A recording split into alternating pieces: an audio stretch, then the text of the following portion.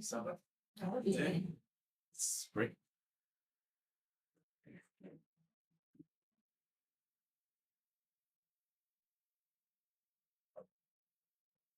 Holy God, thank you for the Sabbath day. Thank you for bringing us safely here, fellowship together. Be with us as we study.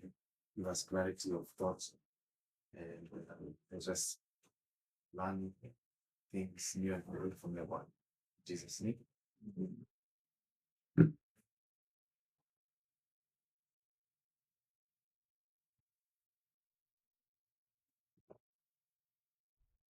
So, uh,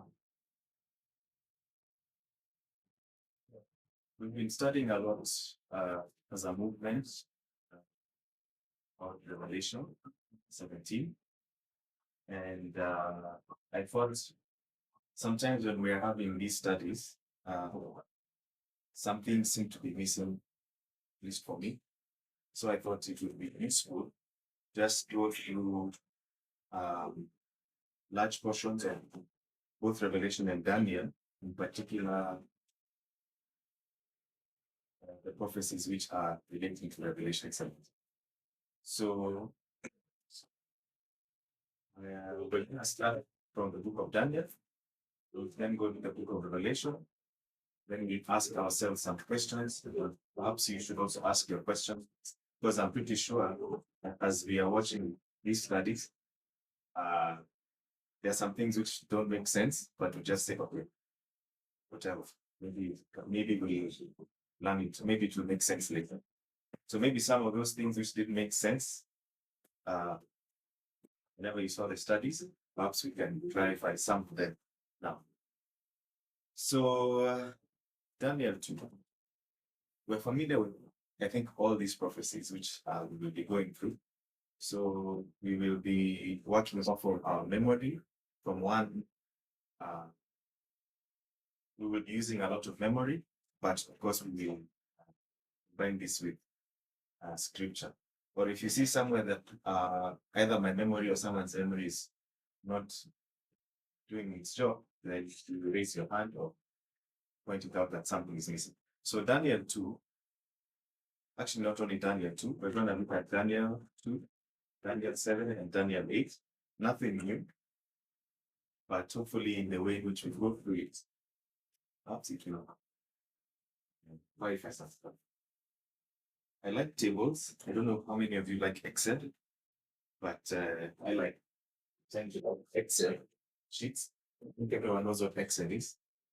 So I'm gonna be kind of using a number of tables, which I could draw straight lines, like some of us, but I'm not very good at drawing straight lines, but I'm gonna. So we're looking at Daniel 2, 7, and 8. Start with Daniel 2.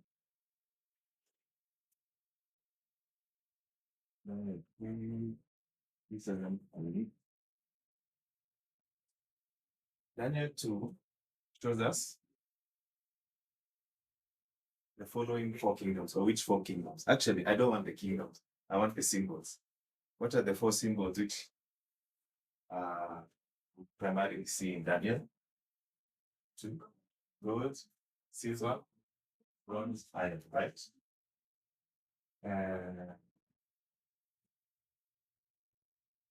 Gold, silver, bronze, iron.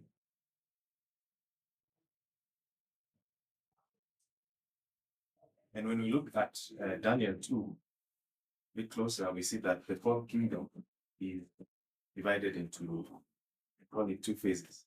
There's a phase where it's in iron, and then there's a phase where it's in iron and silver. So then we have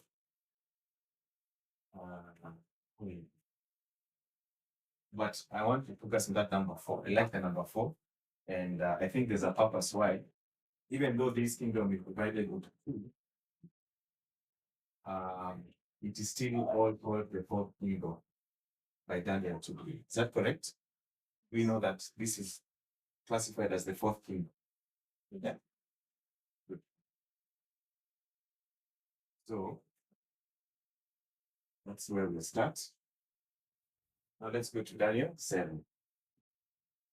Daniel 7, what are the 4 kingdoms which we see there?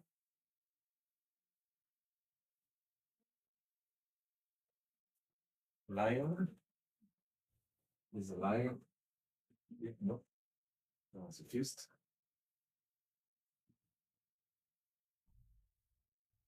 There's a lion.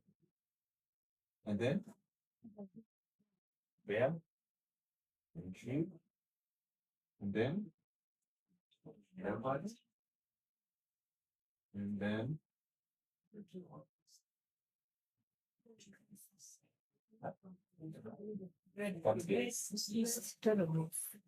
Terrible. terrible beast.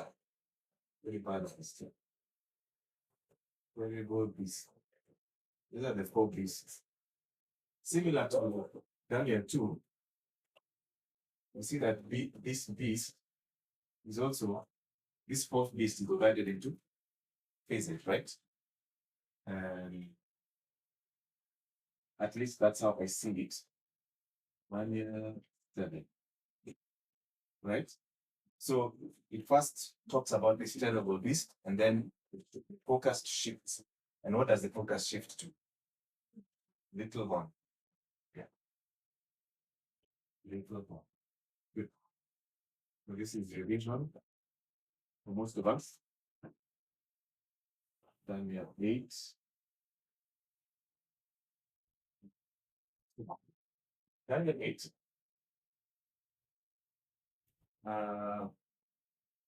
It starts, it doesn't start from the first kingdom as we read the verse, it starts from the second kingdom and shows us the kingdoms from the second up until the 4th. So, what? Yes. Yeah.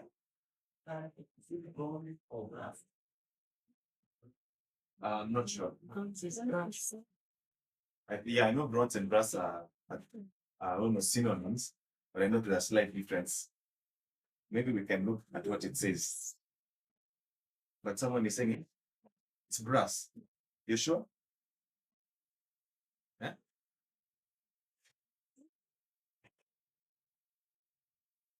Let's see.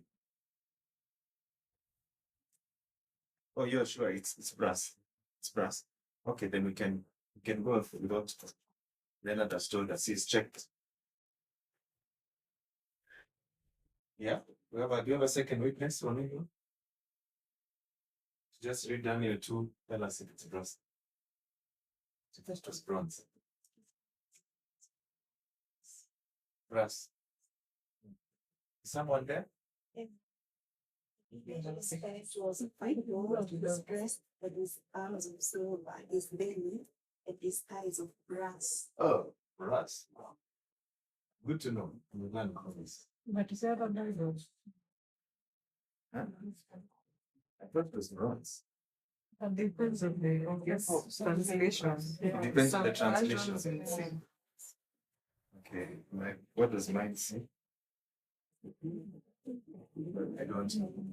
Let's proceed, but thank you for that. But all the same, we know that brass and bronze are not very different. But thank you for pointing that out. Like for the KJV, it's brass. So now let's come back to Daniel 8. We've seen Daniel 8. When we go there, we know it doesn't start from kingdom number 1. It starts from kingdom number 2 until the 4th king. So what's that kingdom where it starts with in Daniel 8? The ram. And then it goes to the eagles. Then it goes to the little horn. Little horn. Yeah. And just like in 2 and 7, we know that when we zoom in, we see that this 4th kingdom is in 2 phases, right? So there's the little horn, male.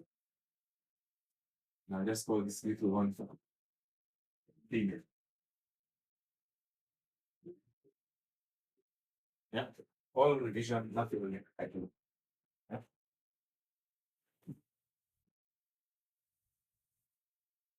So let me try and make this neater so that we know these are 4.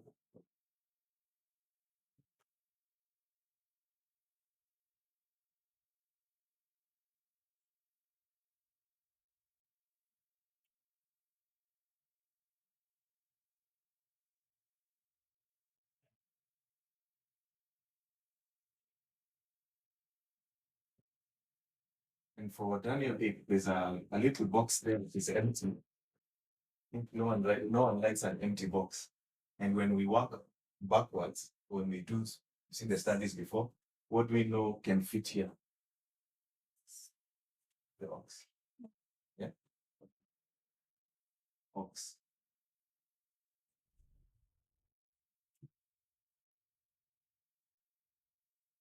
So Daniel 2, 7, and 8 basically shows the 4 kingdoms. That 4th kingdom, each of these books show us the kingdom having 2 phases. Yeah.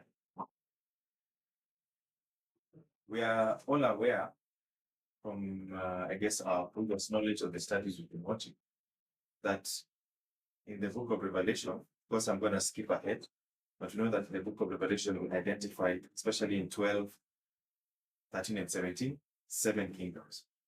We don't identify 4 kingdoms then. I guess we're going to try and combine those as we go along.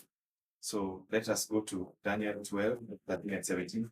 Or rather than combine, at least we want to answer the question, why is it that Daniel ends at number 4? And then Revelation comes up with additional kingdoms which were not there. And we know that when Daniel gives these kingdoms, these are the final kingdoms for the kingdom of heaven is established. That's how it describes these 4. Yeah. It doesn't give us space, the book, to say there will be other kingdoms after this. So then why does Revelation give us other kingdoms? Let's go to Revelation 12, 13, and 17. We'll start from Revelation 12. And I want us to break down the different symbols, starting in Revelation 12, so that we can lay them side by side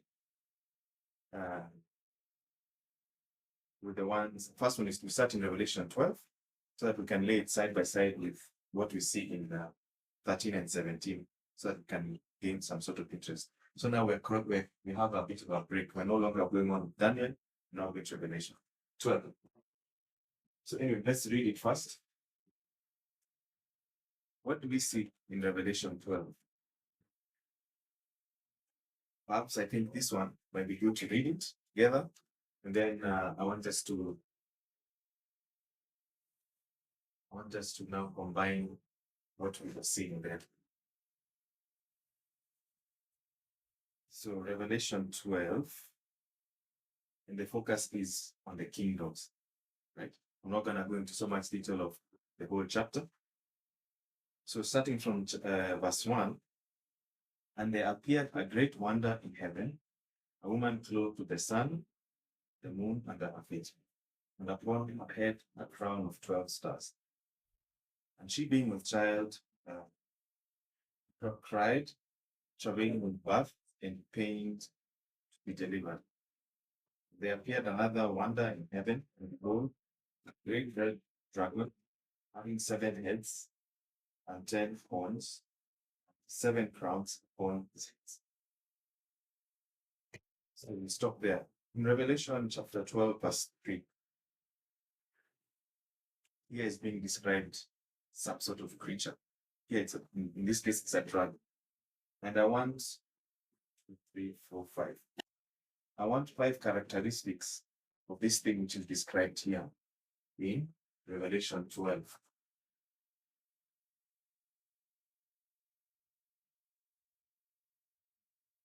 So what are 5 characteristics of that thing which we are seeing in Revelation 12?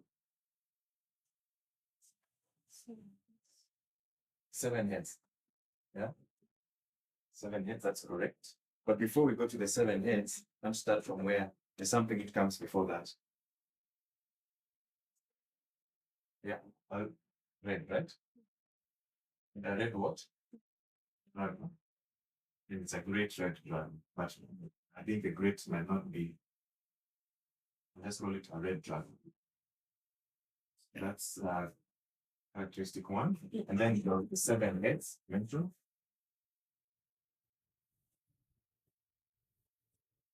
What else? Ones. How many? 10 ones. And then 7 crowns. And is it just that? Just 7 crowns? 7 crowns what? On the heads. 7 crowns on the heads.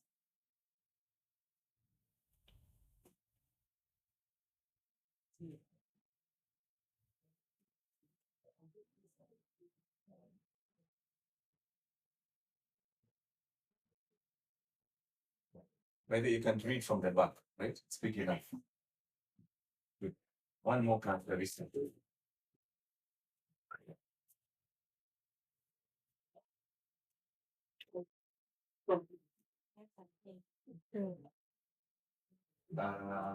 Well, that's a good one, but I wasn't thinking of that. I'll make it this. Well, that's really, there's a woman. No, but that's not part of the. It's not part of the list. I just want the characteristics of this one.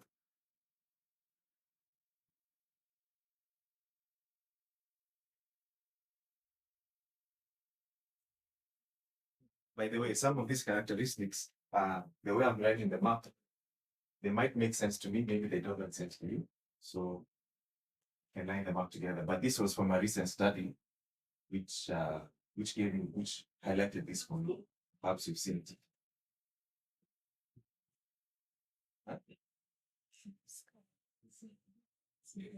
Appeared in the Heavens. yeah, appeared in the heavens. So this beast appears in the heavens.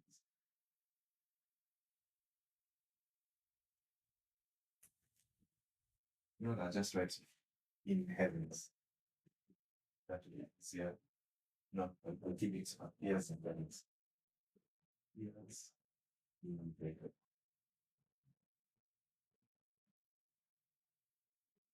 And then the heaven or heavens. Wow. One.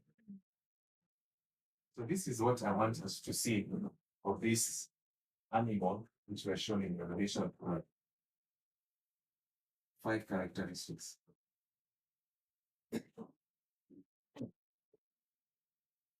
And I want us to go to Revelation 13 and see what we can see of the animal which is shown there. Revelation 13.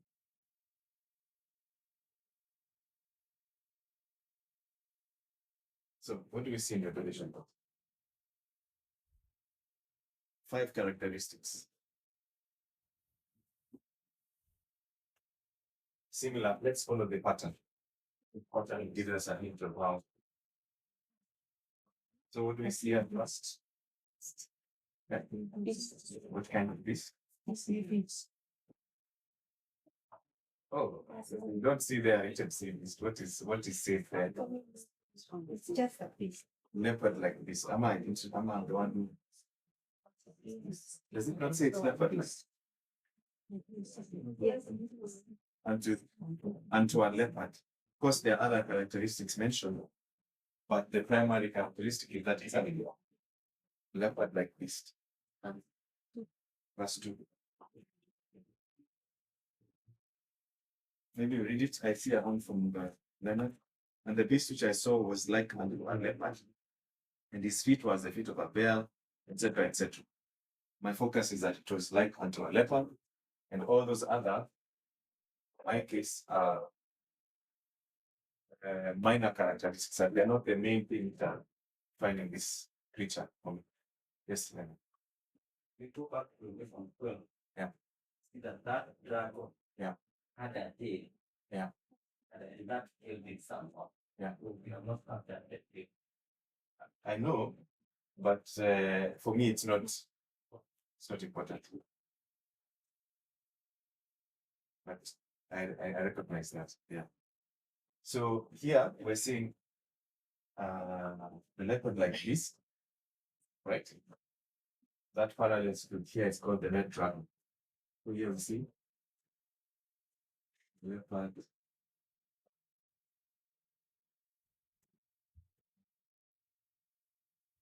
Yes. So what do we see after that?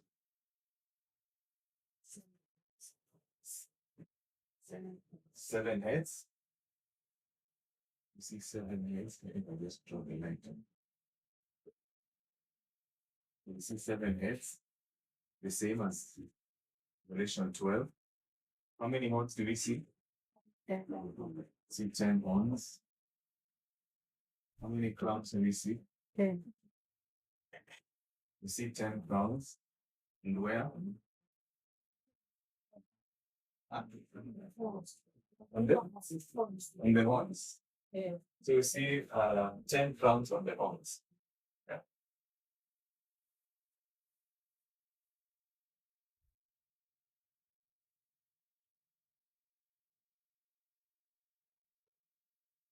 And sorry? Oh, yeah, that one is true. But that is not for another star. So this one appears in the heavens, number 12. Relation 13, what about it? What will it rose up from the sea? Rising out of the sea, yeah?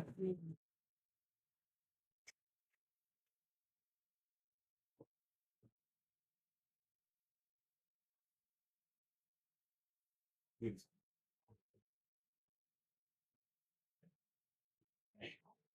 So why is it that in Revelation 12, we have 7 crowns on the heads, and in Revelation 13, we have 10 crowns on the horns? Perhaps we will get closer to answering that question. But for now, let's go to Revelation 13. Let's see what we get there.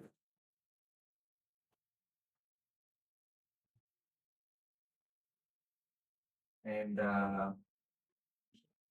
there's another T for, yeah, tip for what I'm focusing on. Yeah, I'm focusing on the animal. When you go to Revelation 17, it's the same thing which I'm trying to focus on. Yeah. Yes, Lena.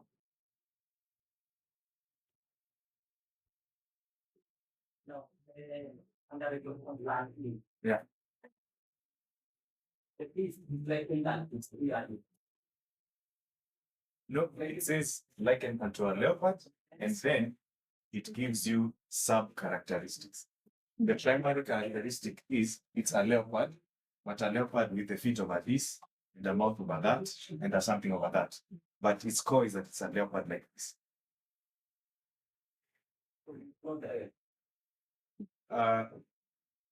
Yeah. Yes, if we ignore the rest. Yeah, at least for me, for the point of this study, maybe no. But I'm sure it has purpose that someone can bring out. But me, I can't. At least I didn't manage to go there. Yeah. Also, ignore the characteristics of the other beast. The second beast for now. But we're going to come back to that beast because I hope something I'm trying to figure out with that second beast in relation to this first beast. Yeah. So after Revelation 17, what do we see? Scarlet beast. Oh, what did I say? I said I'm not focusing, I'm only focusing on the pieces. But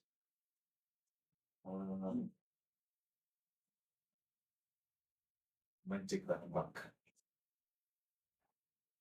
So we see, we see the beast, but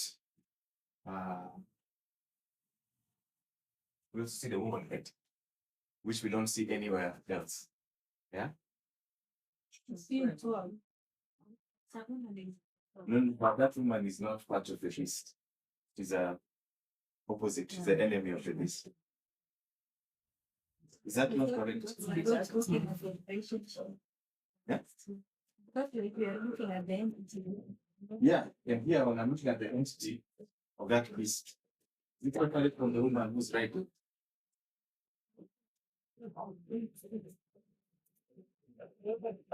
Okay, right. Then you can leave it as that then. I'm not so sure if they are separate, but perhaps they are. I don't know. So scarlet colored beasts. Let me just put that on here first. Scarlet. Just go scarlet beast.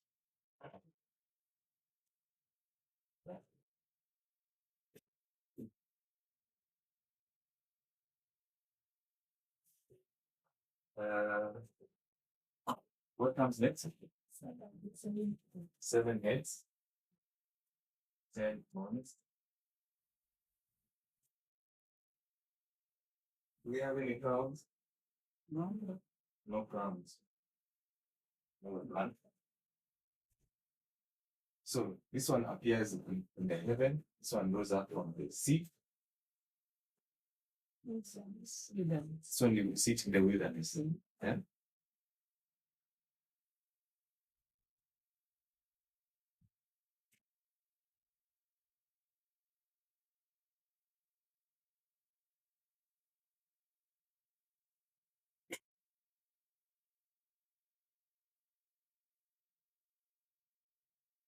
So what I want us to answer now is what happens to this place where there are no crowns? Yeah. First of all, what do crowns represent? Sorry? Rulership. Anyone else? Are you happy with that? The crowns represent rulership. Can we say yeah? Rulership. The right to rule is rulership. Can we say the crowns represent power? Yeah. Okay, good. So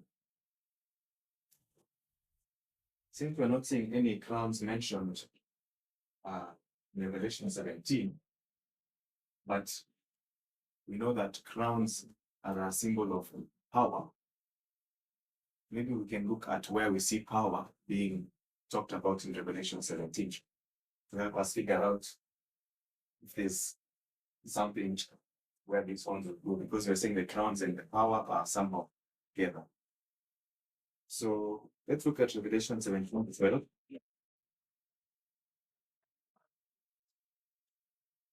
And the 10 horns which thou sawest are 10 kings which have received no kingdom as yet, but receive power as kings 1 hour with the beast. So here we see that power comes back. Where do we see power? Who are the ones who are receiving power? The horns. The horns are receiving power. Is that correct? Can you see in Revelation 17:12? Oh wait, did I see something? And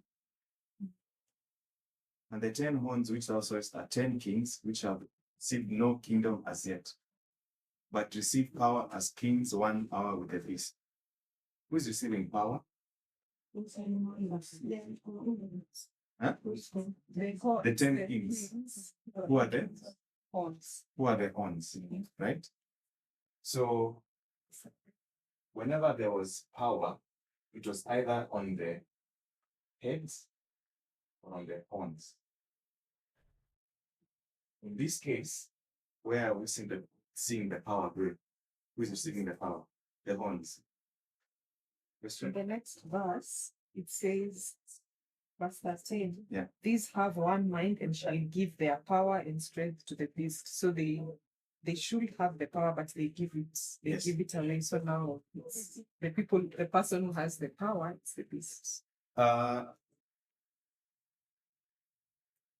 Well, have you had a question? Does anyone have any comment on that? I think we will let's say we'll clarify it. Okay, I'll just say what I think for now. Because when we read further on, we see later on these horns will turn against that woman. And you see when they're giving power to the beast, who are they giving power to? To the woman. So it means the ones who actually have the power are the horns, because they're the ones who can give it, then they can take it back. So the power does not actually reside with the beast. It's the horns which give their power to the beast and in extension to the woman. Yes. And shall give. Yeah. So, okay. Clarification on the same. Mm. We how these kings are giving their power to the beast. But also I look like we are looking at where the crowns Revelation 17 should go. Yes. Is that what we are looking Yes. for? It says we said crown is the ruling or rulership or like power. And I look like when we read continues, even verse 17 is going to identify who rules. I thought like the crown should not go to the heads, the horns, but it goes to an entity that you are going to identify there. Because it says the woman ruled over the kings. If the woman ruled The over the ruler- kings, would they have been able to kill her? Two, Can they come and say, we're going to destroy this woman? after. Also, the question we need to ask, when are these things Exactly. coming to kill this woman? Exactly. Exactly. So anyway, when they are seeing this, all this happening, yeah, is it present or is it future? Okay. It's future Okay, two. to the story, the Revelation 17. It's in the future when these kings will have power 1 hour with the beast. That's in the future, correct? Yeah. So when it's talking about verse 18, and the woman which thou sewest is that great city which reigneth by the kings of the earth. Is that describing a future, or is that describing something different? It's not describing the future. That's more describing, I think, something different. Maybe present or maybe something which is always the case. I don't know. But to me, it's not talking about the future. Right? And when we're talking about reigning, yes, the woman is reigning over the kings of the earth. But in this context of Revelation 17, because we see here, there are times when the power is on the horns, and that time it's on the heads, right? Of course, we don't have a vision, we don't have a imagery of the woman in anywhere else. 12, 13, 17 is where we first see it. So And I think that's why they are limited in the power. If you put either your horns or the heads. that's one way to look at it. For me, I'm seeing that the crowns is where the power is. The crown is where the power of the beast is. In Revelation 12, the power is on the head. It's not on the horns. In Revelation 12, which story is this? We know it starts in the room pagan Rome.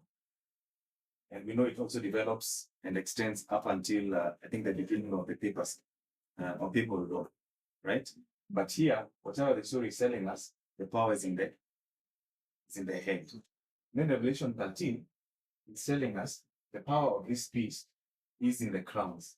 Is in the horns, right? Not in that head. And this beast is which one? It's the same as this one, more or less, but it's the same one which will get a deadly wound, right? But in this case, it's showing us the power is now in the horns. So perhaps, I mean, I'm not saying I'm 100% right, but there's something which I'm seeing here. Perhaps as we develop, we'll see it makes sense. But here, perhaps you receiving power. So for me, I think we need to also let's proceed. But for me, I'm suggesting that here, where we see in Revelation 17 that the horns are the ones which give their power to the beast, and they are the ones which take it away from the beast stroke head. And because that's why here I was thinking of beast and woman, because I was seeing them as the same as being together. So that's why I'm saying the power lies in the horns. That's my suggestion.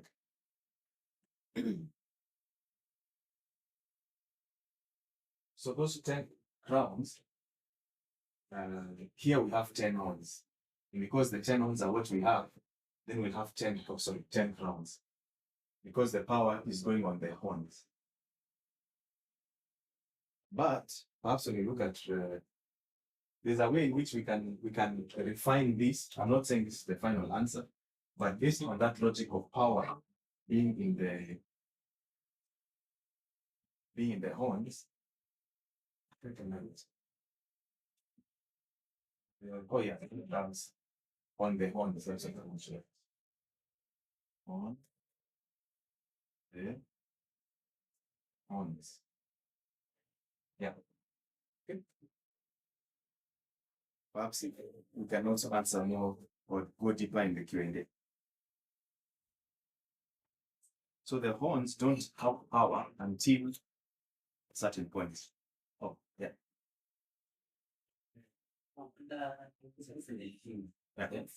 Yeah. 1712. Yes. These 10 kings, they have not received kingdom. Yes. Yes, they don't. Only one for the kingdom is well power. Yes. Yes. They don't have all the power. Yes. So the power that they have all they can enjoy. Yes. No. Because It says that no, but receive power as kings.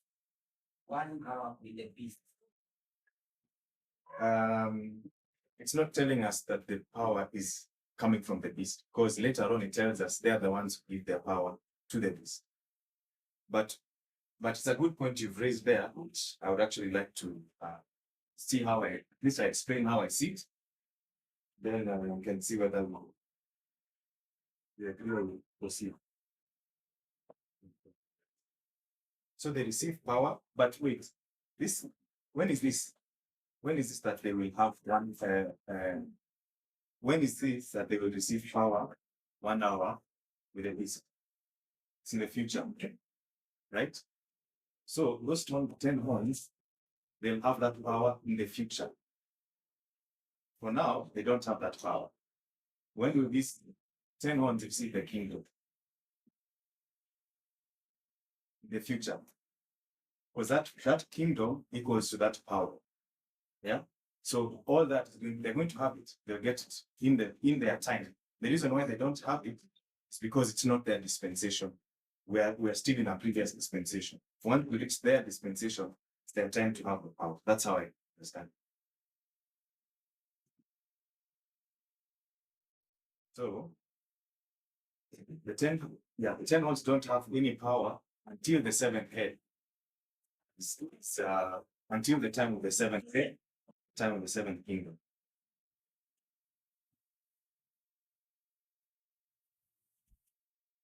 So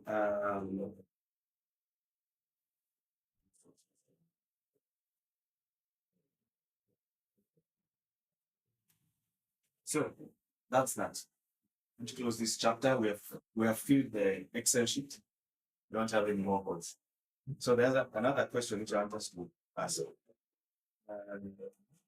When we look at Revelation 17, there are different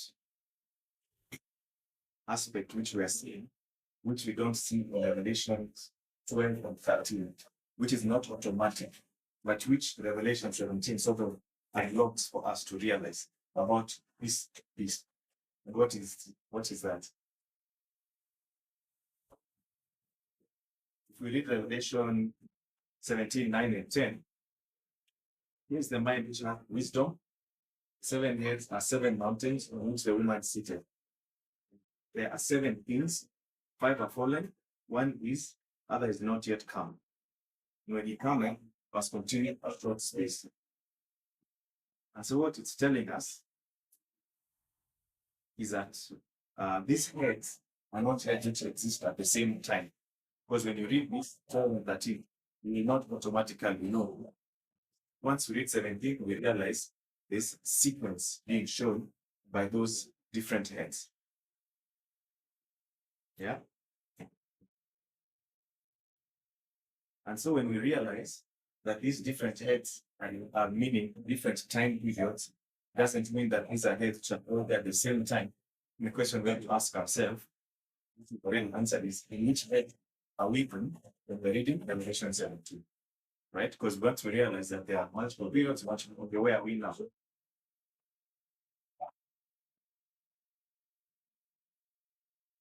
So when we read Revelation 17a, let's read verse 8. The beast that thou sawest was and is not, and shall ascend out of the bottomless pit and go into perdition. And they that dwell on the earth shall wonder whose names were not written in the book of life. So on and so forth. So you see something here. See that there's a beast, which was, it is not, and it shall ascend. And we know that that beast which shall ascend, or we read that this beast which shall ascend, it shall continue for a short space. Yeah. And we know that short space of it continuing parallels that 1 hour of ruling of the 7 beasts. We see it written and large there. Because there's nowhere else where we're being given the time period when a kingdom is in power except with the 7th kingdom. And then here we're being told another kingdom which will come for a short space. So somehow when we read this, we can see there's a kingdom which is going to come. And there's the one which died. And there's a situation where we are in now. And since we know that the final one is the 7th one, we can kind of figure it out that we must be in the 6th one. Right? And in addition to that, when we look at the other verse which says 5 are fallen, 1 is, and the other is yet to come, then we have to see, then we see that the one which is that 6th one. So that must be where this whole story is taking place. Yeah? So, Yeah. So we concluded that the crowns are on the 10 kings.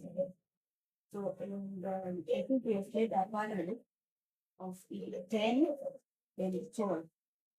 Yeah, there are 12. 1 hour, short space. Yeah. So, the 7th head. Yeah. Why did we place the crown on the 10, the 7th? Why is it not on the head? Yet we see the language in verse 10, speaking of the king that is coming, that is, which must continue a short space, which is equal to 1 hour. So that head has the crown. So why go with the head? It has the crown, but going to the crowns. Yeah. Yeah. So let's just look at that. So just told us that the seventh head is coming. Yeah. And then the question is why the crown is not on the seventh head. Yeah.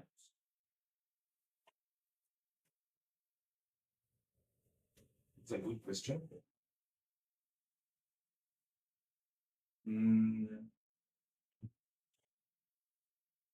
How I see it is that when the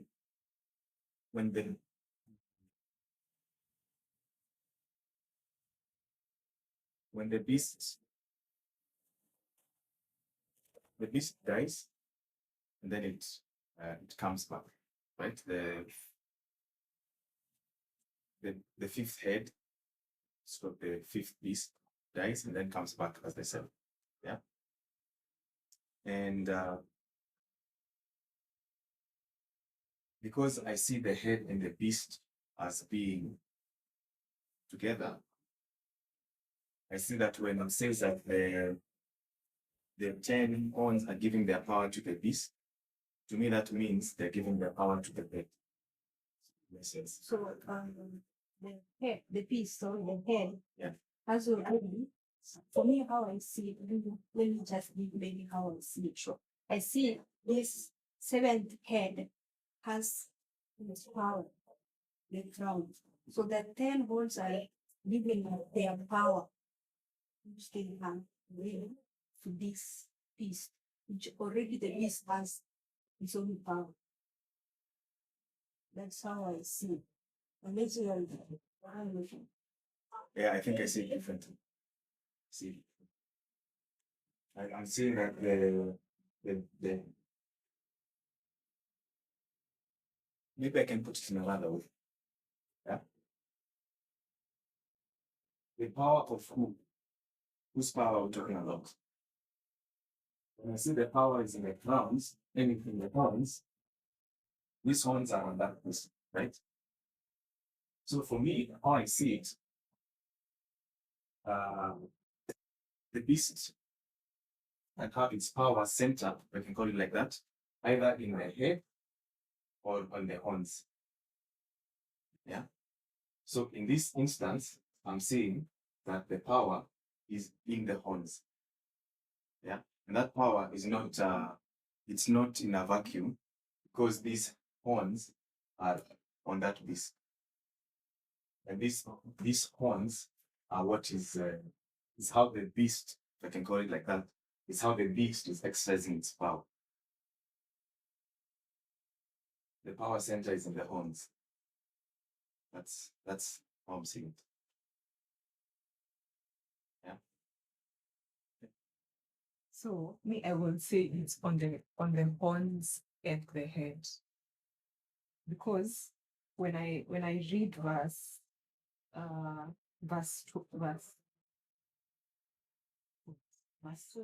12, the kings, the horns, they've not received power, they've not received a kingdom yet, but received power as kings, 1 hour with the beast. So from the onset, these two are together. King, the horns and the beast, which I would say is we can say the seventh head, Yeah. So the seventh head and the king, the 10 horns, they receive power together. So it's like they are co-ruling. And as they are co-ruling, because they receive power together with the beast or the seventh head. And so they have, let's say, 50-50. And then the horns give up their portion of the power, so that now it rests solely on the beast. And then maybe this is getting ahead of myself. I will say that the horns, like when you look at the charts, the horns are their position. I don't know, like when the Millerites were drawing the chart, the beasts on the charts, because it's hard to know where the horns exactly are, on which head. Because them, how they used to do is they would like distribute, maybe one head has 2 horns, so that total is just 7. But I think here, all the 10 horns are on the 7 beasts, so that the crown is on that one head which has 10 horns. So somehow the crown is on all of them, like both the head and the crowns. Yeah, that's how I see it. Sure. Anyway, I think I don't have a conclusive position, but for the sake of this study, let's assume that this is what we're going with for now. That the 10 crowns are on the 10 ones. I'm just trying to follow this pattern which we've seen before, where we've not seen anywhere where all the crowns are on one of the heads. In Revelation 12, even where the crowns are on the, where is it where they are on the heads? Here, even here, we're not seeing 7 crowns on one head. Right? There are 7 heads and there are 7 crowns. So in this story, it's telling us each head has its crown here. So here, I'm not really seeing how we can say all those crowns are somehow on the head. But yeah, so I'm just trying to, for me, I see it's the pattern I'm seeing. That's why I'm saying my logic. Therefore, the 10 crowns are the ones. So if we can, that's how I see it. Open to correction. So because of time, let's proceed.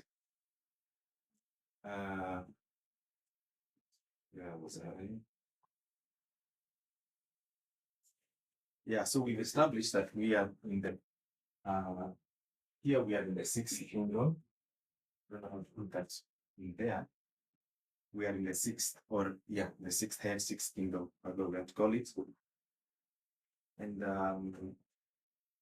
also the fact that because someone could look at Revelation 17, perhaps you didn't have this question. Someone could look at Revelation 17 and see these 7 are fallen, 7 kingdoms, and they say there could be any 7 kingdoms in the history.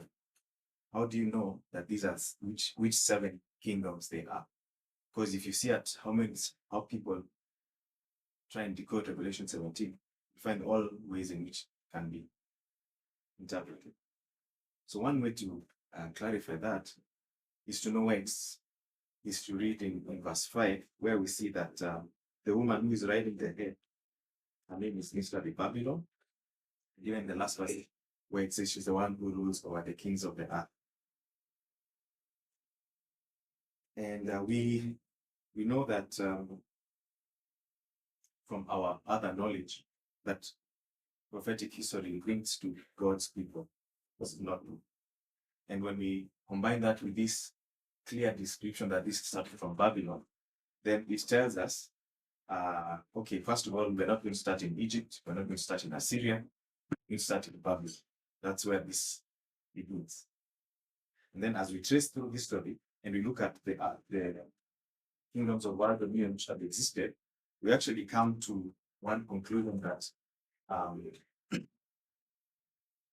it has to be the 7, which we know what they are, which I'm not going to, but it's just to answer that question where someone says that they could be any of the 7. Well, it starts from Babylon, and then from there you can kind of figure it out. And I guess we as a movement, we have designed ways to show which 7 these are, which I'm not going to now.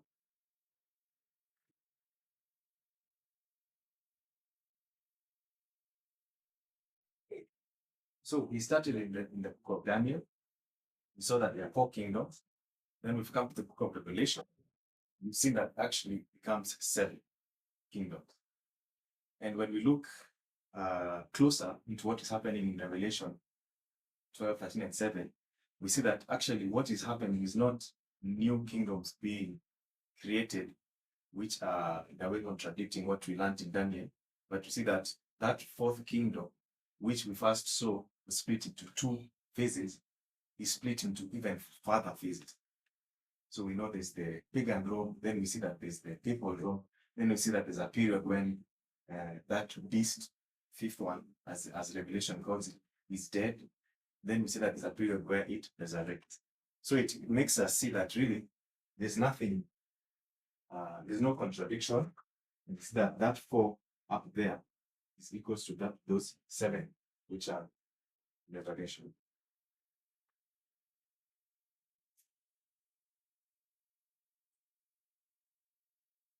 And So now with that info which we have, let us combine what we've gotten from Daniel 2, from Daniel and Revelation. Let's bring it into one Excel, where we try and combine it all.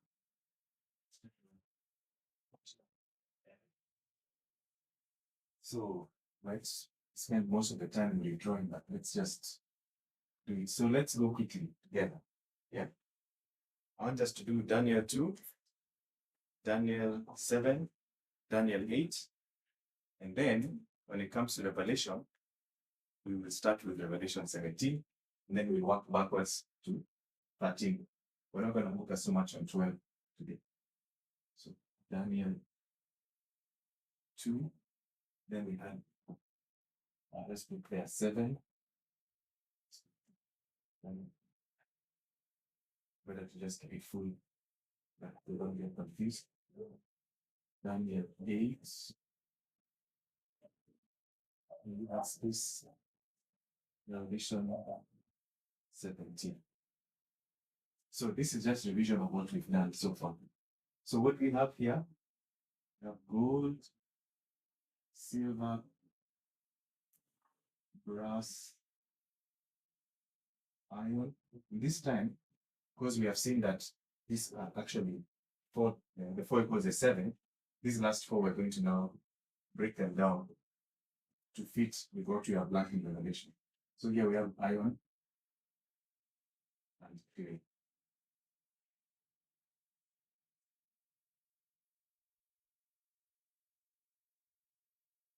We'll fill in the missing gaps as we get them. So lion, bear, up there. Lion, bear, leopard, terrible beast,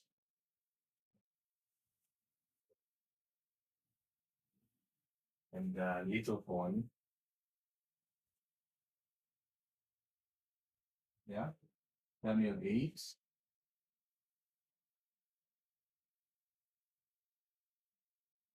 And what box? Ram, goat, little horn, male, M, little horn, female, F.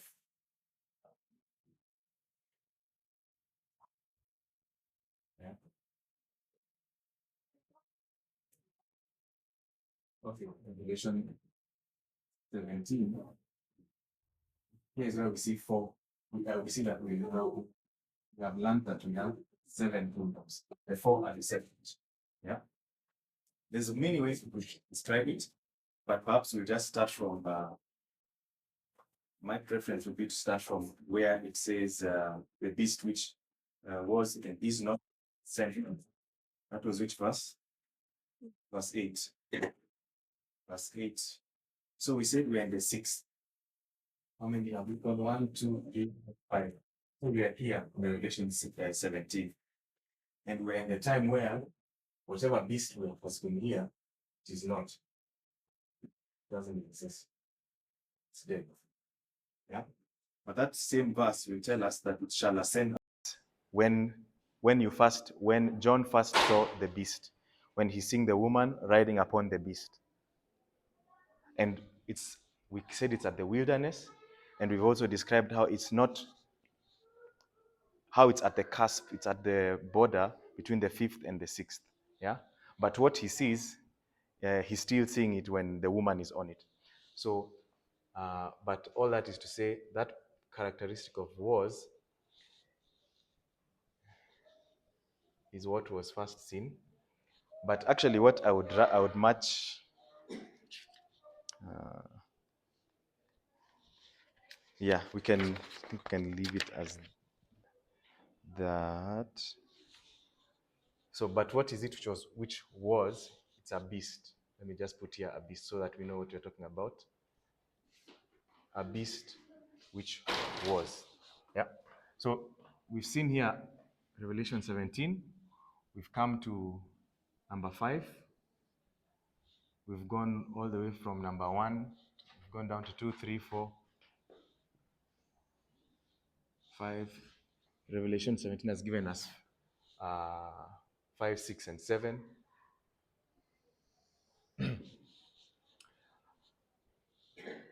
And here we'll have some gaps like we had before. Perhaps we'll fix them or not, depending on time. But what is most important is this for now.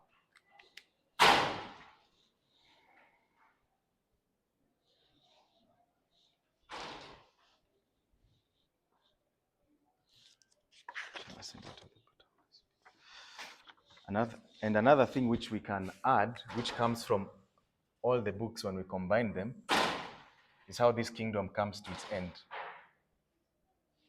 Right? So this is 1, 2, 3, 4, 5, 6, 7. What happens here? This should be revision, but because of time, who knows it offhand? This is destroyed by the stone. And the next one? Next one is, well, Revelation 7 says it was slain, his body destroyed, and given to the burning flame.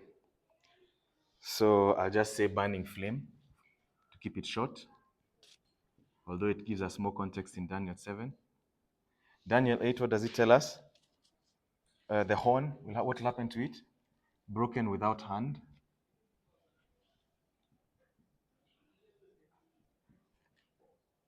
And Revelation 17, this will be destroyed by the Lamb. Right? The Lamb will have, I believe that's what it says. But you can correct me if I'm misquoting. Good.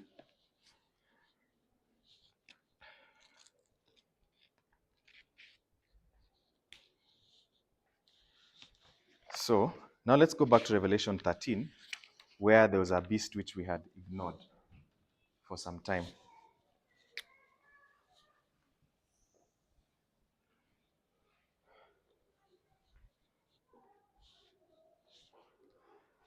(13, 11 to 18).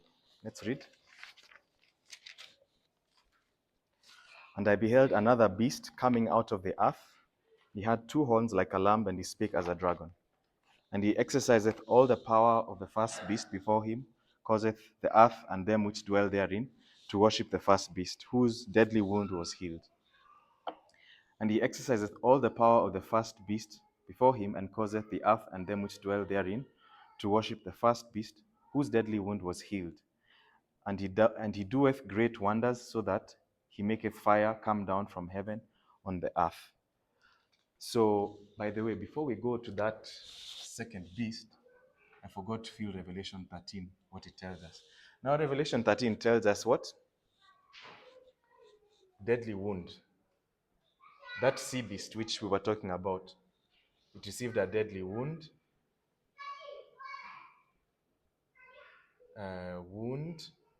And then what? The wound was healed. Wound healed.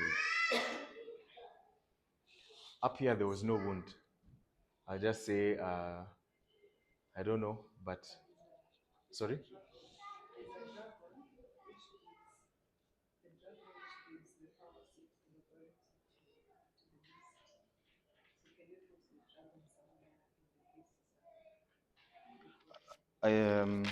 Which verse is that?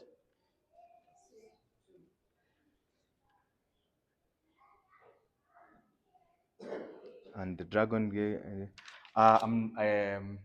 probably could, but I don't want to go into that. This is not the scope of my study. Yes. Yes. So it existed, actually, officially, it got the wound here at the end of number 5. And all this period, it was suffering under the deadly wound up until it resurrects in number 7. All this period, it's dead. Yeah? Yeah, sorry, my study is limited. I can't, some things I don't know. I only looked at a few things. So, where so is this, yeah, so this is the first beast, the sea beast. Now the question is, how does that second beast, which we have read from Revelation 11 to 18, how does it fit into this story? Because we're not seeing it anywhere there.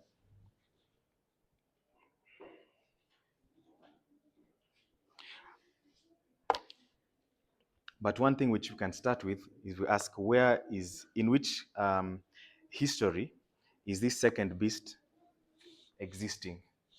I don't know how to draw it, but maybe we can speak it verbally.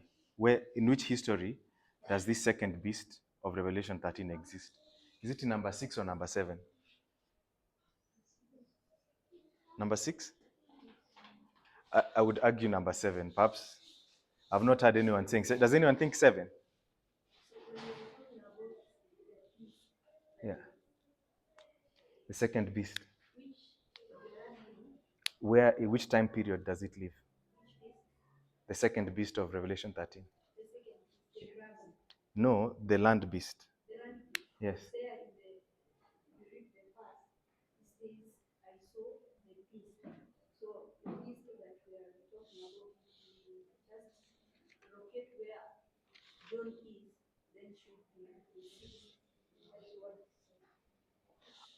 Okay, I don't know about that. Maybe. Let me just say how I see it. We are seeing there's a second beast, Revelation 13, 11 to 18. And he exercises all the power of the first beast before him, and caused the earth and them which dwell therein to worship the first beast, whose deadly wound was healed. So it's active in this period when the deadly wound is healed. That is when it's doing anything. When before that, it's not doing anything. So if you ask me, when does that second sea beast come into activity? As I read Revelation 13, the only activity I'm seeing is when the deadly wound is healed. So the land beast, sorry. The land beast lives, when does that land beast,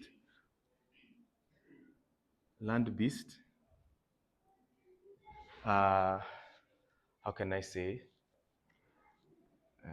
is at the same time, I don't think writing it down will make sense because it's just a statement, but that's what I'm trying to say. The land beast, from what we are reading, it is active in the period when this wound is healed, and the wound is healed in the seventh kingdom.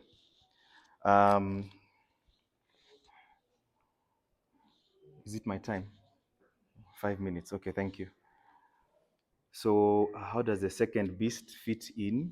Well, for one, we've seen where it is in power. So I'll just say we are in the phase of the seventh, because I'm now combining, right? I'm combining Revelation 17 and Revelation 13. So I'm saying the seventh kingdom's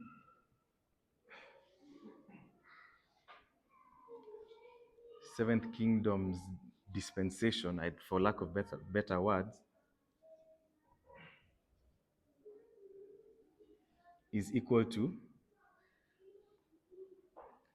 same as what we like to call the land beast. I'll just call it the land beast. Yeah? Because all this is the sea beast, it's the seventh kingdom at the same time. Yeah. Yeah. Yes. Yeah. Yeah. Yeah. Yeah. Yeah. Are you taking the, because I see the beast that John is seeing that is coming out of the land is in two phases. So It can be. I don't disagree with that. All I'm saying is this activity. Maybe I should clarify the land beast, because I don't. I get what you're saying, but what I'm trying to highlight is this land beast. Uh, which verse is it? 11, he spake as a dragon. Yeah? I'm trying to see what is this beast, what is it doing? What is it there for? And the only place I can see what it is there for is where I'm seeing it exercising the power of the first beast, where I'm seeing it dealing with, and all that is happening when the first beast has been healed, the wound. We're only told about the activity of this beast when, at least from Revelation 13. Of course, if we go other places, Revelation 13 is telling us of the land beast in the period of the seventh history. I'm not saying we cannot maybe look for it and see, oh, it was here as a young lamb and innocent. That can be done. But here, it's only telling us of this period. That's what I'm trying to say. Oh, that's what I see. Open to. Okay, I don't think I will finish.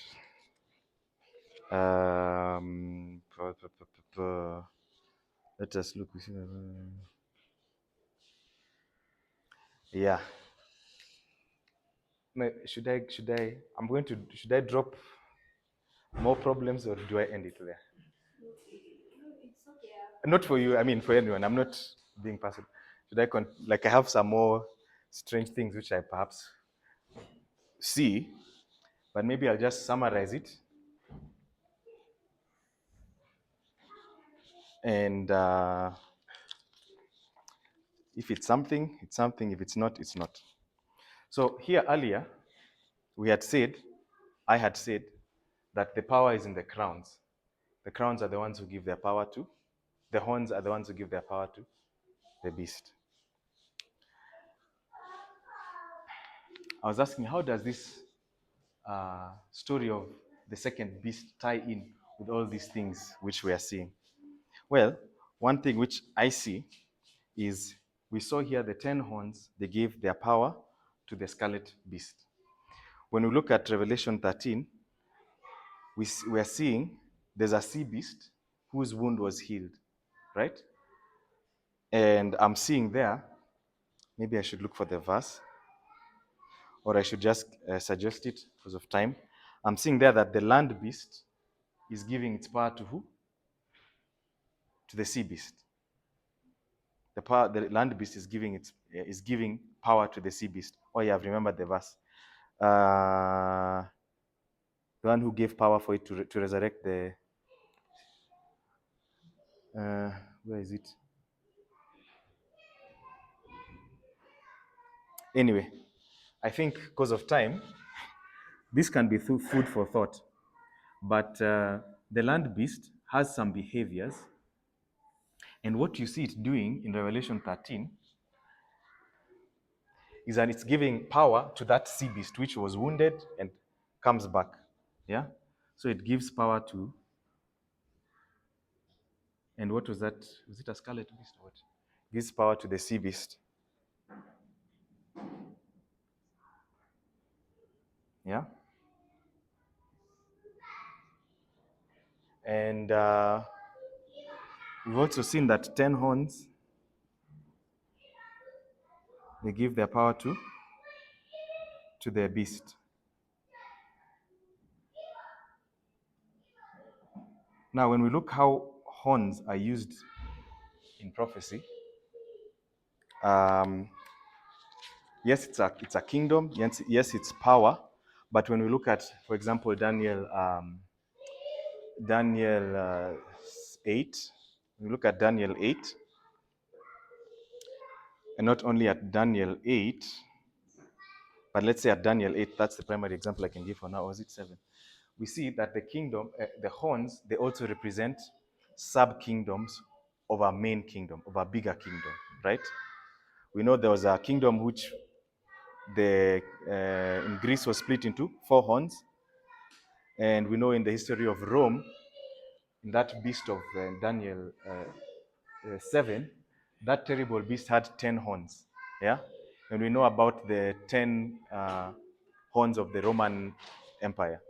So if you ask me, horns, not only do they represent power, but they represent sub-kingdoms of a bigger kingdom, right?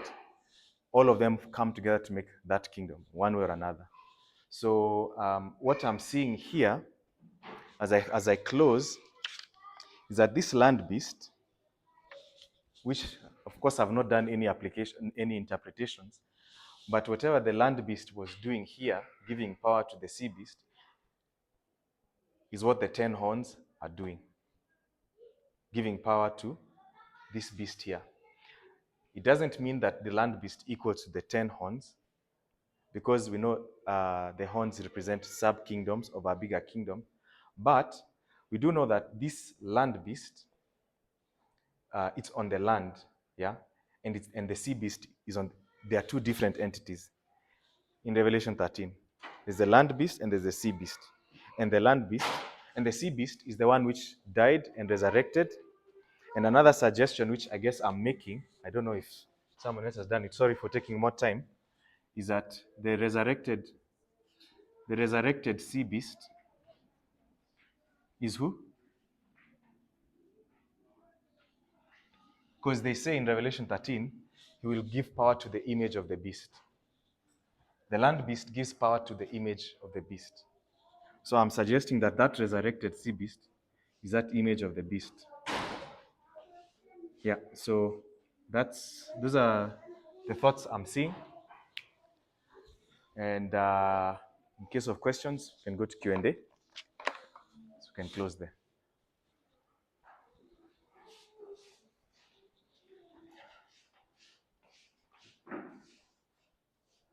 Thank you, Lord, for the study we've had and for the privilege to enjoy learning new things and old from your word.